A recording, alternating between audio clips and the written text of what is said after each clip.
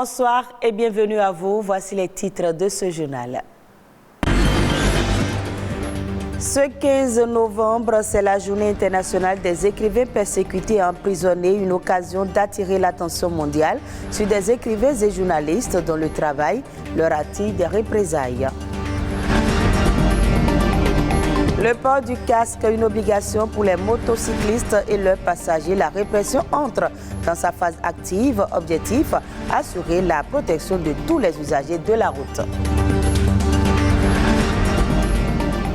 En dehors de l'éducation, dans les familles ou à l'école, les jeunes sont de plus en plus sous l'emprise des influenceurs. Quels impacts peuvent-ils avoir sur ces jeunes?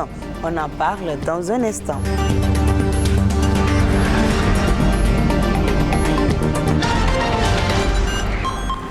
La communauté internationale célèbre ce 15 novembre la journée internationale des écrivains persécutés, emprisonnés et empêchés, une journée en lien avec celle consacrée aux écrivains en prison qui vise à attirer l'attention mondiale sur des écrivains et des journalistes dont le travail leur attire des représailles.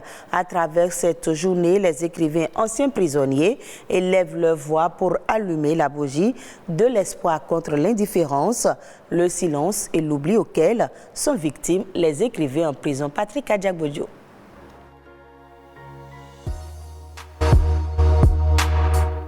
La prison, un lieu où les personnes qui s'y trouvent sont privées de leur liberté d'aller et venir.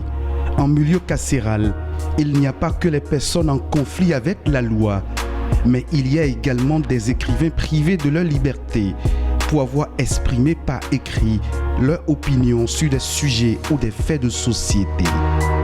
Des hommes de lettres qui partout dans le monde sont souvent agressés, torturés, emprisonnés, portés disparus ou contraints à l'exil à cause de leurs écrits ou leurs paroles. On devient écrivain. Wilfried est un ancien prisonnier. Son séjour derrière les barreaux a été jalonné par d'énormes souffrances physiques et morales contre lesquelles il s'efforce aujourd'hui de construire un rempart à travers l'écriture. La prison aujourd'hui n'est pas ce que nous pensons. C'est une douleur très forte, que ce soit homme ou femme, riche ou pauvre. Je ne m'attendais même pas à aller en prison. Mais on m'a appelé, ils sont venus sur les lieux, ils sont venus me chercher, sans convocation bien sûr. Et c'est comme ça parce qu'il y a une force qui domine. Et c'est comme ça que je me suis retrouvé. Et les b.a.-ba de la prison ont commencé. C'est quand je suis allé en prison que j'ai commencé chaque jour à noter quelque chose, à relater les faits, à échanger avec beaucoup de personnes, à voir qu'il faut mettre ci, qu'il faut mettre ça. Et c'est comme ça que j'ai dit qu'il faudrait que je sorte ce livre-là, intitulé Le tragique du solitaire. J'ai vécu de bout en bout ce que j'ai écrit et j'ai annoncé ce qui se passe en prison. En 2020, au moins 273 écrivains ont été emprisonnés dans 35 pays du monde. Selon PEN America, l'organisation mondiale qui défend la liberté d'expression des écrivains dans le monde entier.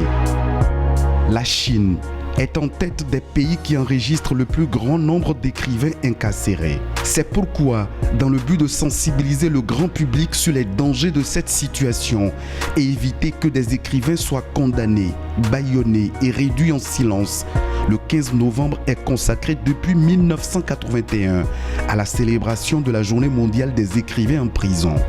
Une journée pour rendre hommage à tous les écrivains victimes de l'intolérance, de l'incompréhension, de l'injustice et persécutés pour le simple fait d'exercer leur droit à la liberté d'expression. À partir de ce 15 novembre, tout motocycliste et son passager ont l'obligation de porter chacun un casque de protection. La répression démarre et l'objectif est d'assurer la protection de tous les usagers de la route et limiter les accidents de la circulation. Quelle est donc l'importance du casque dans la circulation? Martial Tougan est le président de la FENOCER. Il en parle. Une décision qu'il faut d'ailleurs applaudir parce que ça permet vraiment de protéger les usagers de deux roues, qu'ils soient conducteurs ou passagers, contre les traumatismes crâniens en cas d'accident. Selon les statistiques, c'est beaucoup plus les usagers de deux roues qui sont tués quand il y a accident à cause des traumatismes crâniens. Donc c'est le casque qui les protège en cas d'accident. Quand vous êtes en moto, c'est votre corps qui est votre carrosserie. Et la tête est la partie du corps qui est la plus fragile. À 50 km/h, quand vous faites un choc et que vous cognez la tête contre la chaussée, vous ne pouvez pas en sortir indemne. Et donc c'est important que tous ceux qui sont à moto portent le casque désormais. Pour choisir les casques, il faut choisir des casques homologués. C'est des casques qui vous protègent beaucoup plus. Il faut acheter le casque qui est à votre taille, parce que nous n'avons pas les mêmes cannes. Et quand vous voulez acheter le casque, vous mettez le casque, vous essayez de tourner votre tête pour voir si ça va trop tourner. Si ça tourne trop, le casque est plus grand que vous. Ou quand vous mettez le casque, vous mettez votre doigt devant pour voir si ça peut rentrer. Donc il y a des techniques pour choisir le casque. Il faut choisir le bon casque. Et le casque, normalement, c'est chacun un casque. C'est comme un chapeau. Vous ne pouvez pas, le chapeau que vous utilisez, vous ne pouvez pas passer à quelqu'un d'autre, il ira utiliser, vous ramener ça. Donc normalement, chacun doit avoir son casque. Le casque est personnel, c'est comme la brosse à dents. Donc si le gouvernement peut penser à subventionner le casque, ce serait une très bonne chose. La population va applaudir. Mais la population ne devrait pas attendre forcément la subvention pour commencer à acheter le casque. Il faut le casque parce que ce n'est pas pour le policier, mais c'est pour sa propre sécurité. Mais toute subvention serait la bienvenue. MLOS, Biscuit de Mai ou encore Général Makosso, vous les connaissez sans doute sur les réseaux sociaux. Ce sont des influenceurs, des acteurs des réseaux sociaux qui conseillent, voire endoctrinent des milliers d'internautes au Bénin. Des influenceurs font le même exercice, mais comment devient-on influenceur et quels impacts ces personnes ont-ils sur l'éducation de la jeunesse? La réponse dans ce reportage de Christelle Diomambou, présenté par Sabira Taou. Avec l'avènement des réseaux sociaux tels que Facebook, YouTube, Instagram, TikTok et autres, les influenceurs ont vu le jour. Un influenceur, c'est une personne qui est capable de changer les habitudes d'une personne, qui est capable d'inculquer à d'autres personnes les habitudes que soi-même on a. Tant que tu ne peux pas changer les habitudes de base d'une personne, c'est que tu n'es pas un influenceur. Un influenceur est donc une personne qui a la capacité d'agir sur le comportement et la prise de décision d'un individu. Mais là-dessus, les avis divergent. Les influenceurs qui vont peut-être m'impacter, c'est ceux qui parlent de leur vie, du développement personnel. Mais ceux qui viennent parler de mode, la façon de s'habiller ou bien des façons de préparer autrement, ça ne me dit rien. Le phénomène de l'influenceur n'apporte rien à la jeunesse. Disons que ce qu'ils font sur les réseaux sociaux, ça dépend de la personne qui suit la vidéo. Il peut avoir cela comme impact négatif comme positif. À chacun de prendre ça à sa manière. Si de nombreux jeunes s'identifient facilement aux influenceurs et essaient de les copier, ils occultent parfois la face cachée de la vie sur les réseaux sociaux. Chaque influenceur, à la base, normalement vient avec quelque chose. Il y a les influenceurs mode, musique, comme il l'a dit. Est-ce qu'ils viennent donner des cours de musique? Est-ce qu'ils viennent faire des critiques sur la musique, faire des critiques sur la mode? Non, ce qu'on remarque aujourd'hui, c'est qu'on parle de vulgarité, de sexe, de proxénétisme, de violence même. À travers les réseaux sociaux, tout porte à croire que c'est du jour au lendemain que cela s'est créé. Le jeune, en réalité, pense que c'est aussi facile, qu'il n'y a pas des étapes qu'il faut traverser dans la vie. Parce qu'il n'y a pas dans ce phénomène d'influenceur une partie où on démontre toutes les étapes franchies pour devenir autonome. Que ce soit des contenus écrits, audio ou vidéo, les réseaux sociaux ne reflètent pas toujours la réalité et s'éduquer par ce canal pourrait s'avérer un piège. Hors du Bénin au Kenya, la sécheresse et le manque de pluie ont des effets néfastes sur la productivité agricole, en particulier sur le riz. Ces 3 dernières années, les producteurs ont vu leur rendement chuter. Pour s'adapter, certains ont décidé d'utiliser une nouvelle variété de semences. Suivez ce reportage. La région de Mwea produit 80% du riz du Kenya.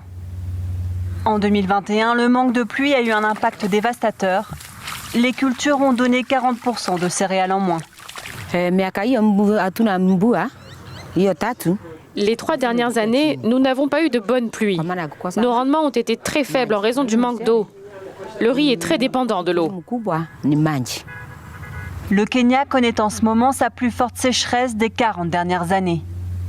Pour contrer les effets de ces phénomènes météorologiques de plus en plus fréquents, le gouvernement a introduit une nouvelle variété de riz développée pour le climat du pays. Le Komboka n'a pas besoin de beaucoup d'eau. À l'endroit où je me trouve en ce moment, il n'y avait pas d'eau au cours des dernières semaines. Et il a quand même poussé.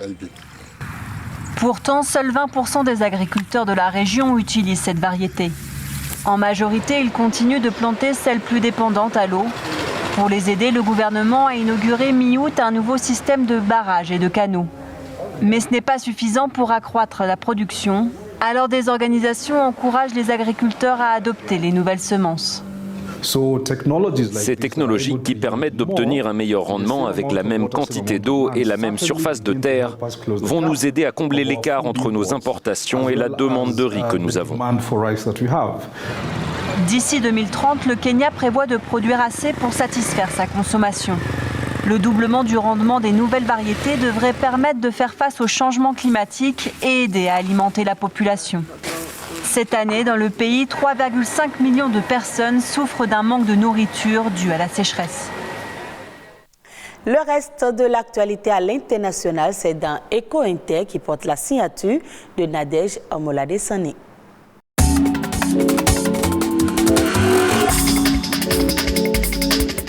Les dirigeants des grandes puissances économiques du monde se réunissent mardi et mercredi sur l'île indonésienne de Bali pour le sommet du G20.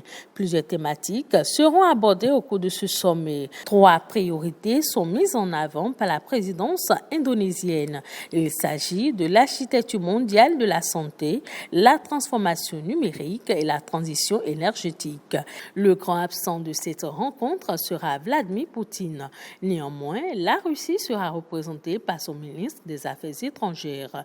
Le président ukrainien Volodymyr Zelensky a été invité par le pays hôte à participer à distance au sommet, bien que son pays ne soit pas membre du G20. L'Indonésie, 4e pays le plus peuplé du monde, a réuni des financements de 20 milliards de dollars auprès de pays riches et d'institutions internationales pour réduire sa dépendance au charbon et arriver 10 ans plus tôt que prévu à la neutralité carbone. Les États-Unis, la France, le Canada et le Royaume-Uni font partie du groupe de pays riches qui contribuent à ce plan d'investissement. Les échos de la COP27 qui se poursuit en Égypte pour l'Afrique et plus généralement les pays en développement les plus vulnérables au changement climatique. Le bilan de la première semaine est mitigé et beaucoup de questions restent en suspens pour cette deuxième semaine. Néanmoins, il y a eu des annonces des pays européens sur le fait que le financement des pertes et préjudices pouvait être mis sur l'agenda de la COP. On retient par exemple l'entente entre le président Emmanuel Macron et la première ministre de la Barbade qui se sont engagés à travailler pour la réforme des institutions financières internationales d'ici le printemps 2023. Les dépenses mondiales des importations alimentaires vont bondir de 10% en 2022. L'Organisation pour l'alimentation et l'agriculture FAO l'a mentionné dans son rapport biannuel sur les perspectives de l'alimentation.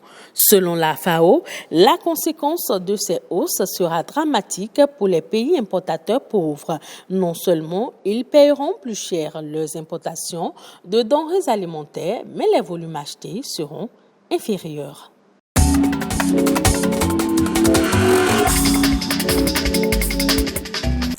Et ce sera tout pour ce journal que vous pouvez suivre également sur le site de l'ORTB, www.ortb.bj. Merci de nous avoir suivis et très bonne suite des programmes de BB24.